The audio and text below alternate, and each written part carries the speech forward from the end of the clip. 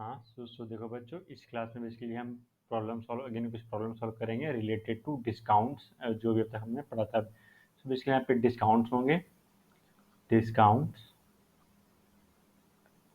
Taxes etcetera, जो भी taxes के तीन तरीके थे वो सब पे प्रॉब्लम्स होंगे।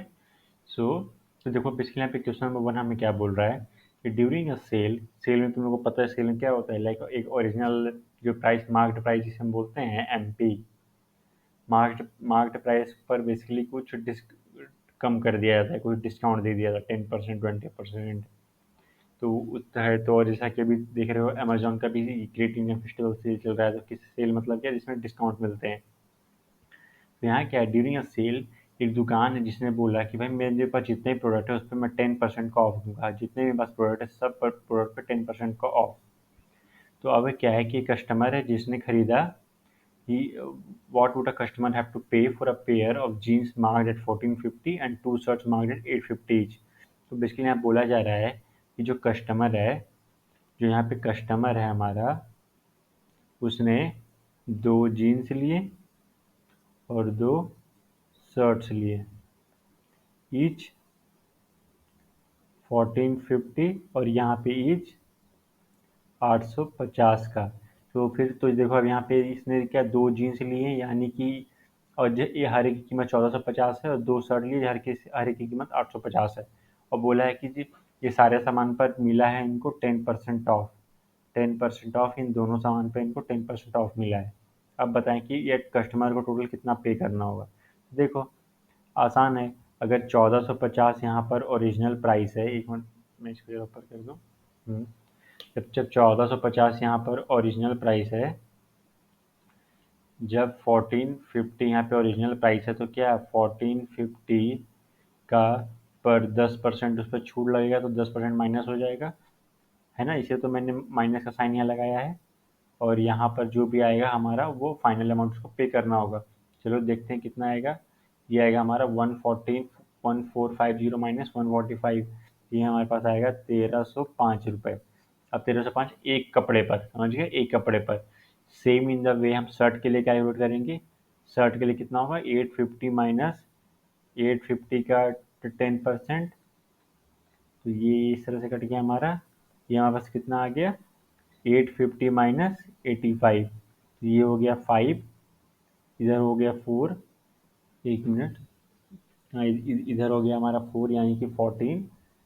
तो जब हम 14 माइनस 8, एक दो तीन चार पाँच, इधर से 6, ये 6 यानी कि 765, 765 यानी कि पर शर्ट। तो हम दोनों को 2 से मल्टीप्लाई कर देंगे, क्योंकि हर एक कपड़े पर लगा है। तो ये दोनों का ये जो भी यहाँ पे आएगा इक्वल टू जो भी आंसर आएगा यहाँ पर, और यहाँ पर इन दोनों को कर देंगे प्लस, जो भी अमाउंट आएगा वो हमारा होगा फाइनल आंसर। तो ये था बेसिकली इस प्रॉब्लम का लॉजिक। ये आगे तुम लोग खुद कर लेना, हम बढ़ेंगे आगे क्वेश्चन नंबर 2 पर। क्वेश्चन नंबर 2 हमें क्या बोल रहा है, price of a TV is 13,000। एक प्राइस ऑफ अ टीवी है जिसकी कीमत है 13,000। अच्छा, अब सेल्स टैक्स पे चार्ज किया गया है 12%। अब सेल्स टैक्स इस पर 12% मतलब फिर बाहर से लगाया गया है। अब बताओ कि कितना होगा। तो बोलेंगे कि टोटल प्राइस, क्या मैं यहाँ पे बोल सकता हूँ कि total price is equal to M marked price plus sales tax, sales tax बोल सकता हूँ इसको तरह से। यानी कि 13,000 प्लस सेल्स टैक्स कितना है, 12% है, 12% है। तो क्या 12% किसका होगा, 12% होगा 13,000 का ही। इसको इस तरह से लिखेंगे 12% ऑफ 13,000, यानी कि 13,000 प्लस 12 इंटू 130 और जो भी यहाँ पे मल्टीप्लाई करके आएगा उसको 13,000 से प्लस कर देना, और जो भी हमारे पास यहाँ आएगा वो हमारा होगा फाइनल आंसर। उसी तरह से आते हैं क्वेश्चन नंबर 3 पर। हम क्वेश्चन नंबर 3 हमें क्या बोल रहा है कि अरुण है जिसने स्केट्स लिए हैं सेल में जिस पे 20% का डिस्काउंट दिया गया। अगर उसको 1600 रुपये देता है तो बताइए कि मार्क्ड प्राइस कितना है। तो बेसिकली यहाँ पे हमें बेसिकली चलना है पूरा उल्टा। यहाँ बोल दिया गया है कि लेट्स से अगर हमारा ओरिजिनल प्राइस था एक्स, तो जब एक्स पर मैंने 20% की छूट निकाली, यानी कि x माइनस एक्स का 20%, तो जो उससे प्राइस पे करना पड़ा था वो आया था 1600। तो देखो यहाँ कैसे मैंने इस पूरे इंग्लिश को हम इस इक्वेशन में लिख सकते हैं। ये इक्वेशन बनाना इम्पोर्टेंट है कि जो भी यहाँ पास ओरिजिनल प्राइस था यानी कि x, जब हमने उससे 20% उससे हमने माइनस कर दिया, चूंकि 20% डिस्काउंट दे रहा है तो x इंटू 20% हमने कर दिया, ओरिजिनल प्राइस का 20% ले लिया, ओरिजिनल प्राइस में तो माइनस कर दिया, तो उसे कितना पे करना पड़ा 1600। अब यहाँ सिंपल है, x यहाँ से कॉमन निकाल लो, 1 माइनस ये कट के कितना हो जाएगा 1/5 हो जाएगा, 1/5 इक्वल टू 1600। क्या इसको इसे लिख सकते हैं इस तरह से, x into five minus two यानी कि 4/5, 4/5 इक्वल टू 1600। ऑब्वियसली इस तरह से लिखा जा सकता है। फिर इसको 1600 इंटू 5/4 कर लो, ये 4 4 जा 16, ये कितना हो जाएगा, ये बेसिकली हो जाएगा हमारे पास 4 5 जा 20, 2000। एक्स इक्वल टू 2000 है मार्क्ड, यानी कि ओरिजिनल प्राइस है जो उसने पे करा अरुण ने,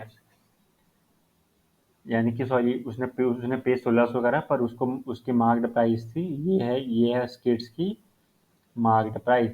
जब इस पर तुम 2000 पर जब तुम 20% का ऑफ दोगे तो 1600 आएगा। देख करके एक बार देख लो चेक करके, 2000 का तो कितना निकालना, 2000 का हमें निकालना 20%, 20% निकाल लो कितना होगा 200 आया। अब क्या करो, 2000 में से 200 माइनस कर लो, एक मिनट सॉरी, 2 2 जा 4, सॉरी 4, 400 इसमें से माइनस कर लो कितना आएगा 1600। क्या 1600 उसने पे करा है, और इसलिए पे कर रहा है, तो ये हमारा हो गया यानी कि सही आंसर है। अब उस तरह से आते हैं क्वेश्चन नंबर 4 में। क्वेश्चन नंबर 4 होगा हमारा, हाँ 4 में बेसिकली हमें क्या बोल रहा है कि ये आई किया है कि मैंने एक हेयर ड्रायर परचेज किया जिसकी कीमत है 4500। अच्छा, अब देखो ये जो 5400, सॉरी 5400 है, इसमें 18% वैट यानी कि वैल्यू एडेड टैक्स भी इसमें इंक्लूडेड है। तो बताइए कि वैट ऐड करने से पहले इसकी प्राइस कितनी थी। अगेन हम इसमें वो उसी लॉजिक से चलेंगे जो इसके पिछले क्वेश्चन में लगाया था हमने, यहाँ पे बस कुछ अलग ऑपरेशन होगा देखना। मैंने बोला कि जब उसका ओरिजिनल प्राइस था लेट से वाई, तो जब मैंने उसके ओरिजिनल प्राइस में जब मैंने कितने का 8% का जब मैंने वैल्यू एडेड टैक्स मैंने उस पर ऐड किया, यानी कि वाई ओरिजिनल प्राइस कितनी वाई, उस पर मैंने 8% टैक्स ऐड करा ऑब्वियसली, तो वाई का 8% होगा। तो देखो इसको 8% कुछ, चूँकि देखो अगेन मैं यहाँ बता रहा हूँ परसेंटेज यानी कि कंपैरिजन, यानी कि 8% किस चीज़ का भाई, ओरिजिनल प्राइस का ही। जो भी उसका ओरिजिनल प्राइस होगा, यानी कि उसका ओरिजिनल प्राइस होगा उस पर 8% टैक्स लगाया गया, तो यानी कि वाई का 8% होगा, तो इसलिए मैंने लिखा वाई इंटू का 8%। समझ गए। और फिर तो इससे फिर इसकी कीमत कितनी निकल के आई थी 5400। देखो यहाँ पे एक दोबारा से एक रिवीजन देता हूँ।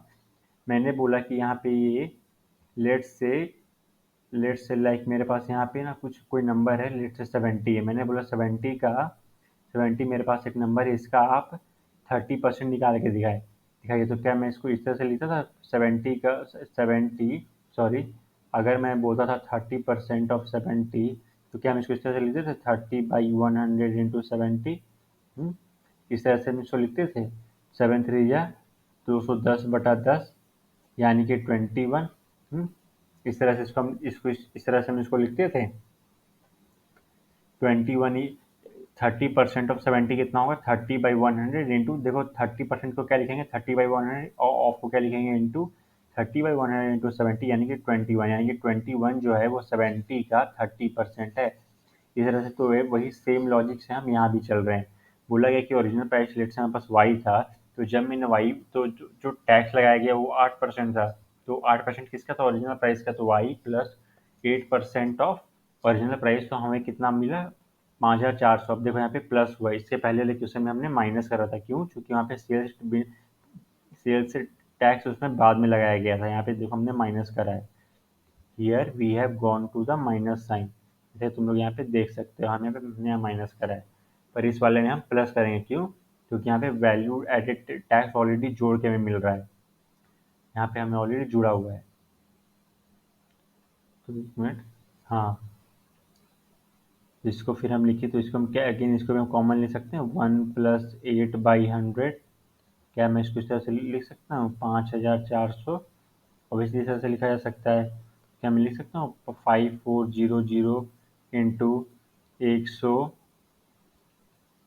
100/108। इस 100 को यहाँ भेजोगे 108 108/100। फिर यहाँ क्या वो ऑब्वियसली पलट जाएगा। और आगे तुम फिर इसको सॉल्व कर लेना। इसका जो भी कुछ कटेगा जो भी यहाँ पे आएगा हमारा वो क्या होगा प्राइस होगा उसकी ओरिजिनल प्राइस होगी जब उसमें टैक्स नहीं ऐड करा गया था। तो आगे की कैलकुलेशन तुम लोग करते रहना। हम आगे की प्रॉब्लम पे आते हैं क्वेश्चन नंबर 5 पर। क्वेश्चन नंबर 5 हमें क्या बोल रहा है। क्वेश्चन नंबर 5 हमें बेसिकली बोल रहा है कि एक आर्टिकल है जिसे परचेज करा गया था 1239 रुपये में इंक्लूडिंग जीएसटी ऑफ 18%। यानी कि what ever was its original price. मैं इसको ओरिजिनल प्राइस को लिखूंगा ओपी। अच्छा इस बार और जो whatever was its original price जब उसमें 18% का जीएसटी जोड़ा गया 18% ऑफ ओरिजिनल प्राइस का जीएसटी जोड़ा गया तो कीमत कितनी निकल गई 1239। तो find the price of article before GST was added. तो यानी कि एक तरह से बोला जा रहा है कि जो भी ओरिजिनल प्राइस है उसमें 18% का तो यानी कि इस तरह से है कि 1239 से आप इतना माइनस कर दो। यानी कि हमें सिंपल सा लिखना है कि ओरिजिनल प्राइस हमारा क्या होगा 1239 माइनस 18% ऑफ ओरिजिनल प्राइस हमारा कितना है ओपी।